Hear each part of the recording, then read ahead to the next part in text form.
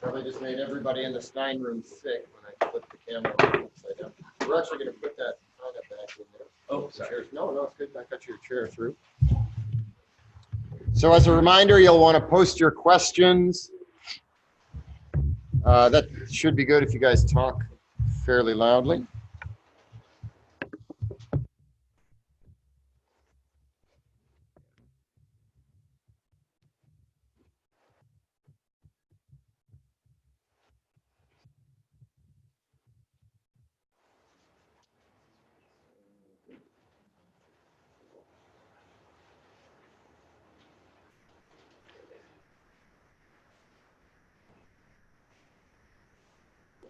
All right, so we'll get to the right place here.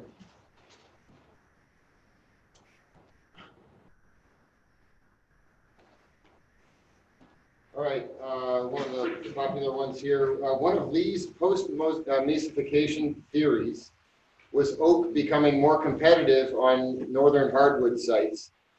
Does that account for the altered soil conditions from earthworms? Yeah, when you have a drier climate, and earthworms also tend to dry. Oh, yes, thanks. When you have a drier climate and earthworms also tending to dry the surface of the soil, that's good for oak relative to maple. So that combination should be pretty good at reversing mesification. The only problem being we can't stop it when we want to, and it might run too much in the opposite direction. Or I mean, it might run too much towards run right past oak and run directly to prairie, and we wouldn't be able to reverse it because the climate will keep changing. Just to add to that, I guess I was looking more at action and some of the altered profile characteristics. Recognizing your comments about drought, how action or the The question is about compaction of soil by earthworms. And yeah, there's two answers there. One is the compaction also tends to dry the soil. And relative to maple, oak will still do better. But then if you get the Asian earthworm invasion, which is exploding right now, the compaction will undo itself and it will be the opposite problem. The bulk density of the soil will become so low that it will wash away. And I have no clue what will happen after that. But the Asian earthworm is exploding across Wisconsin and Minnesota right now. It's just the last couple of years, and they move much faster than European earthworms. So we could go from normal soil to very compacted soil with the European earthworms, and then something like styrofoam when the Asian earthworms invade. In terms of the density, I mean, it actually looks like cat litter or pellets when the Asian earthworms invade. All right, next is another question for Lee. Are soils and parent materials incorporated into the future biomes distribution models? If not, how would their inclusion impact model results? No, that does not have the soils in there. It's more of the climate envelope in which each of those biomes would live. And then you would have the fine scale variation caused by soil. So if you're right near a biome boundary, heavier soils with a better water holding capacity would tend to hold the forest better than the prairie, for example, whereas sandy soils might make it more prairie. But then if you're deep into the prairie biome or deep into the forest biome, those things don't make as much difference. So in upper Michigan, for example, you can grow sugar maple on 80% sand, and Sylvania Wilderness area is a good example of that. It's all loamy sand there, and it's sugar maple and hemlock forest. And as you get closer and closer to the prairie forest border, the sites where you can grow maple is progressively lower in sand and higher in silt. So that's basically how it works. So it affects the actual forest composition when you're close to a biome boundary. All right, next it looks like we've got a couple here for Joe, if I'm reading these right. Once scarred, does repeat burns increase potential scarring or timber value loss? Or does compartmentalization reduce further damage from repeat burns? Yeah, I don't think it reduces it. It's kind of a complicated story there between time and number of fires. We saw that increased number of prescribed fires does lead to a higher chance of a tree having a fire scar. And so it does increase the likelihood of scarring to occur. These recent studies, that 2019 and one that just came out a couple of days ago, they do tie increased volume loss to the increased number of prescribed fire. But I think it's a little muddy in terms of, is it the number of fires or is it the time length that has occurred? All right. And then in the NAP study, why did periodic burning promote shrubs? Are these resprouting species? Yeah, those are all, almost all oak scrubs, oak saplings that are coming up. Okay.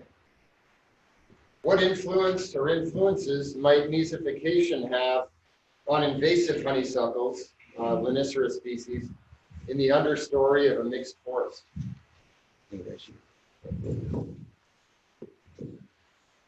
Well, if you have a very dense overstory of maple, the Linicera will not grow in the understory.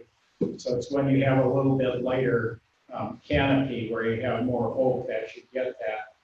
You can see that in southern Wisconsin, there isn't a lot of honeysuckle in the old growth maple remnants. It's mostly the oak forests and the oak woodlands where there's a little bit more sunlight to have that type of invasive species problem.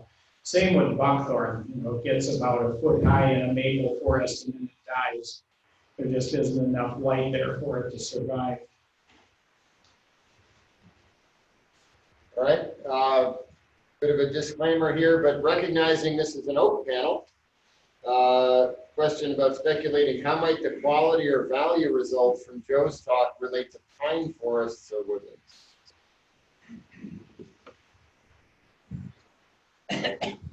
I appreciate the disclaimer. Yeah, so I know from our experiences in woods that it's really hard to significantly scar, the hard pine groups at least.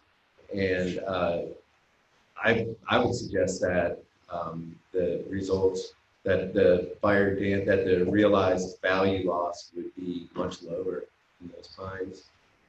Dan, do you disagree? No, this is totally anecdotal, and you have to see it to believe it. But they have a shortleaf pine stump as a display piece in their lab, tree ring lab.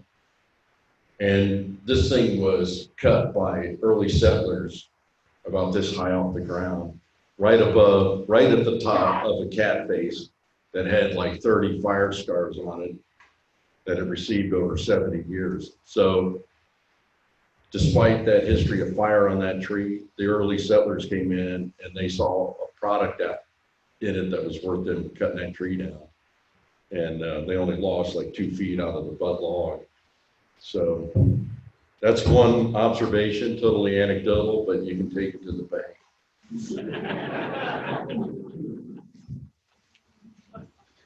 Great questions, keep them coming. Next up, what are the panelists' thoughts on the role cattle combined with fire could play, e.g. silvopasture, in oak ecosystems? Whoa.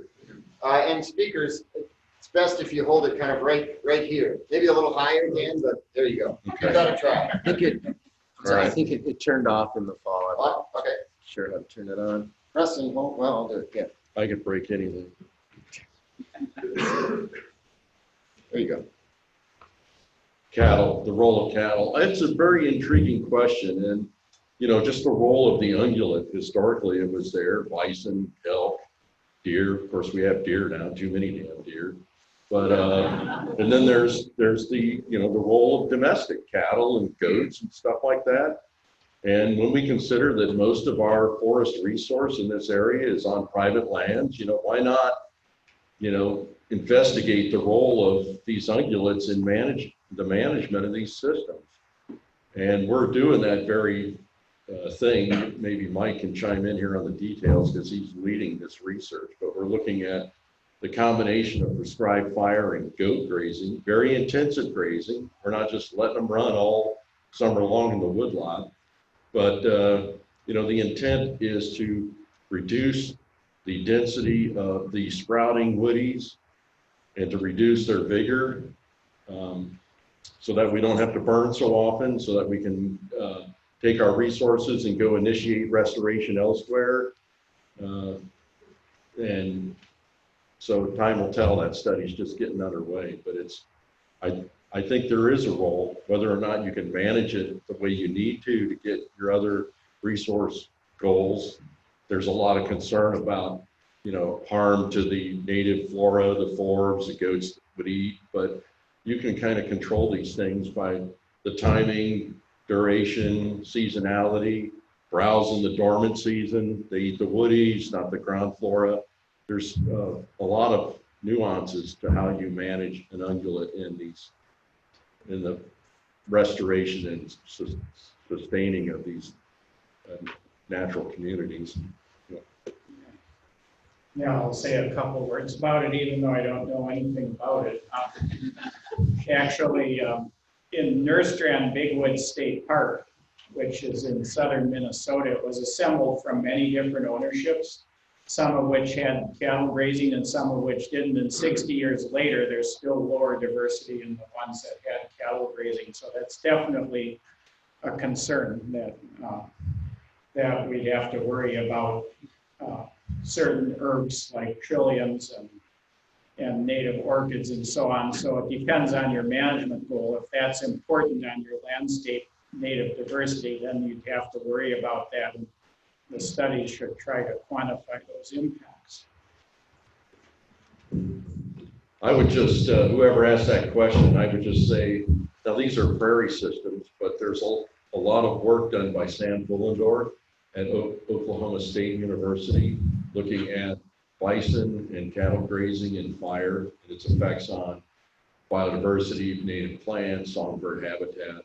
And so that he's done a lot of good work in that area, and it might give you some insights on how that might work in your system. What was that name again, Dan? Sam Bullendorf at Oklahoma State University. Thank you. Can Dan or Joe discuss the historic role humans and lightning had on fire regimes of Missouri? It was mainly an anthropogenic and still is to this day fire region. We get lightning in the summertime usually with precipitation, and we don't get a lot of lightning fires. There's no way lightning could account for the amount of fire activity in Missouri. So I think it's almost 90% human fires. I don't know, Mike, what do you think? I mean, that's really the driver is humans. Anything else to add? Joe? No? Okay. Kyle, you want to, loudly, please, or else maybe we can repeat. Yeah, so Vic asked the question about merchantability and how it's different in Minnesota compared with potential for oaks. And we're just starting a project on looking into this with red pine specifically because that question gets asked a lot. And the big difference is that our markets are very different. So char on bark, even if it doesn't get down to wood, can still really impact merchantability when it comes to the mill's perspective, because there's a potential for secondary products to come out of that bark. So because we're not grading in the same way that they are with their oaks, there is some difference. But we're trying to dig into that nuance because that's the big question. When we as kind of ecology focused people promote burning, a lot of times the economic focused people get very upset. And so we're trying to dig into that a little bit more. That secondary product seems to be the big thing. What do you mean by secondary products? So you, Landon, I think is a good, or individual, potlatch, they sell their chips. And if the chips are dirty at all with char, then they can really take a hit from whomever is buying those chips, using for whatever product they're using them for. So it's the oftentimes it seems like the secondary product is a potential issue on value loss that they just can't incur. At least that's what our initial responses have been. Thanks, both of you. Next is a question for Dan.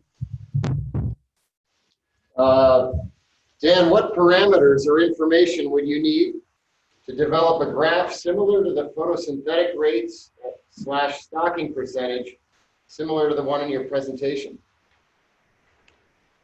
We went out into the forest and we found stands that ranged from completely open clear cuts to, completely closed canopy and different densities of trees and ground cover in between those extremes.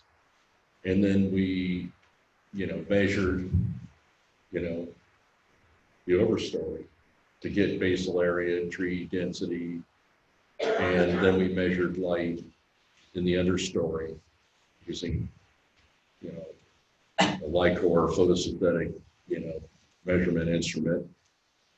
And you run around and do that for about a month, and you can have a chart like that of your own. And I would say you should develop your own chart, because your forests are going to be really different than our oak hickory forest, with maple in the matrix or conifers in the mix. And so it should be tailored to the forest type and species composition of your forest. But it's so valuable because light drives so much of what goes on with how vegetation, who wins the fight among vegetation and how the system develops. And that's something we as resource managers can actually control very well, is light, by managing the vegetation. You want to say?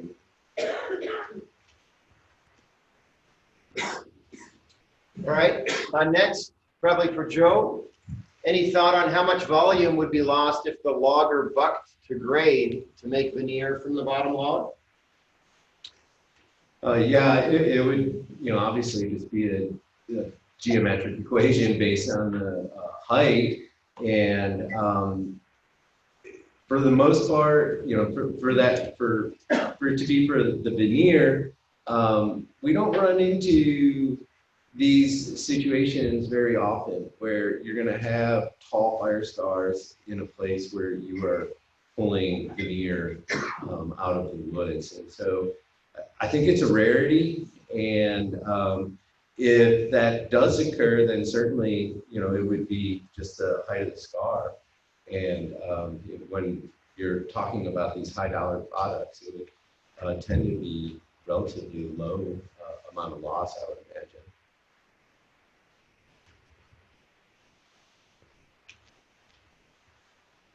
All right. With climate change predictions shifting the prairie forest border, is it worth the effort and resources to prevent or resist this change? Well, for the business as usual scenario, if you're within a few hundred miles of the prairie forest border, resistance is pretty much futile, I would say. So once it becomes obvious that we really are on that pathway, you might as well work with it.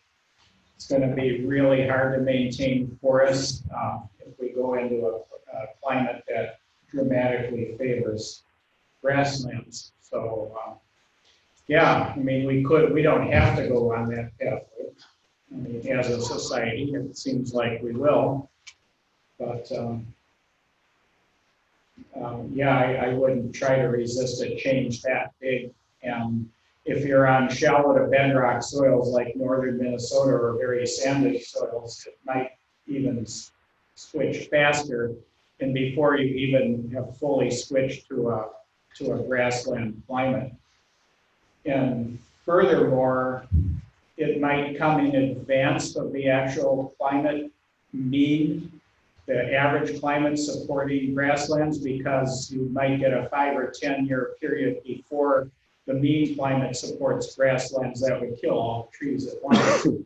So it could be a very, very fast transition.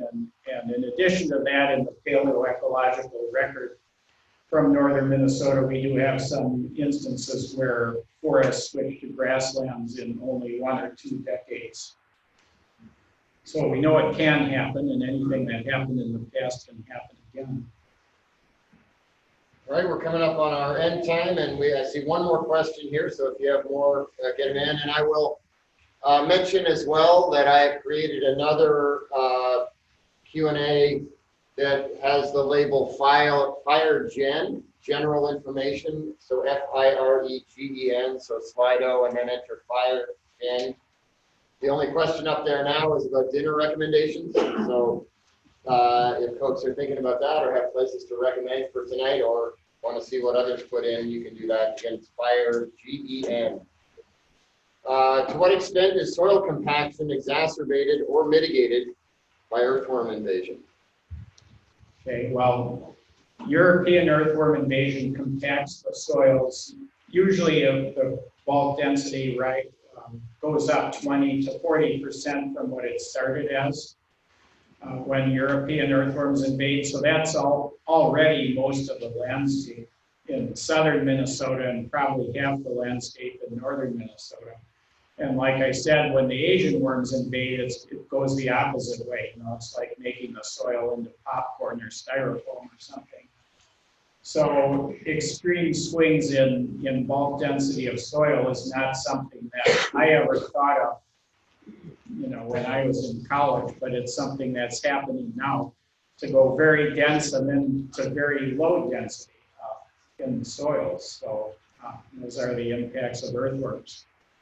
Probably a lot worse than the impacts of harvesting machinery, because the European earthworms compact every square inch of the whole landscape. So, and then the people who harvest timber get blamed for the compaction. It's actually the worms. And I don't see how the machinery could ever cause more compaction than the worms already did.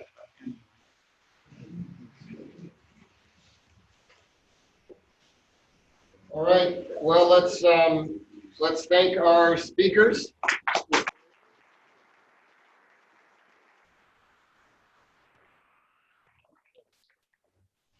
Okay, and I do see a couple of suggestions coming in there. OMC in Duluth, the streetcar in Carlson, a couple of others. So you can check that out if you're interested. This has been a really, really good day.